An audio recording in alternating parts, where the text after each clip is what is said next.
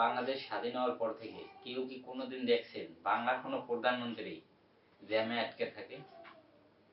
তিনি কোনো জায়গায় যাওয়ার আগে 2-3 ঘন্টা আগেই তার জন্য রাস্তা ফাঁকা করে দেওয়া হইতো এবং তার জন্য ভিআইপি প্রোটোকলের ব্যবস্থা করা হইতো।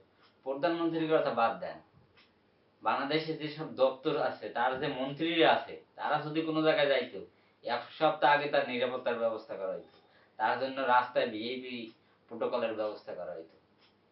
আজকে আমরা ইউনুসকেও দেখছি, তিনি বাংলার এখন প্রধান, তারও জীবনযাপন, তার চলাফেরা, তার ঋতু আমরা আজকে দেখতেছি। আমরা এমনটাই চাই যে এমন একজন মানুষ বাংলার প্রধান থাকুক যার মধ্যে সাধারণ মানুষ এবং তিনি, তার মধ্যে কোনো ভেদাভেদ থাকবে না, তার মধ্যে কোনো হিংসা থাকবে না, তিনি জনগণের জন্য কাজ করবেন, দেশের জন্য চিন্তা করবেন, মানুষের সাথে মিলেমিশে থাকবেন।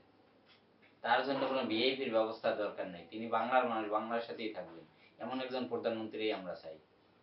ওই 2-3 ঘন্টা আগে রাস্তা ফাঁকা করে রাখতে হইবে, দপ্তরের মন্ত্রীদের জন্য রাস্তা ফাঁকা করে রাখতে হইবে, তারা ভিআইপি প্রোটোকল নিয়ে সবসময় চলাফেরা করবে, জনগণ রাস্তায় ঘন্টার পর ঘন্টা তাদের জন্য জ্যামে বসে থাকবে, এমন রাষ্ট্র প্রধানকে আমরা চাই না।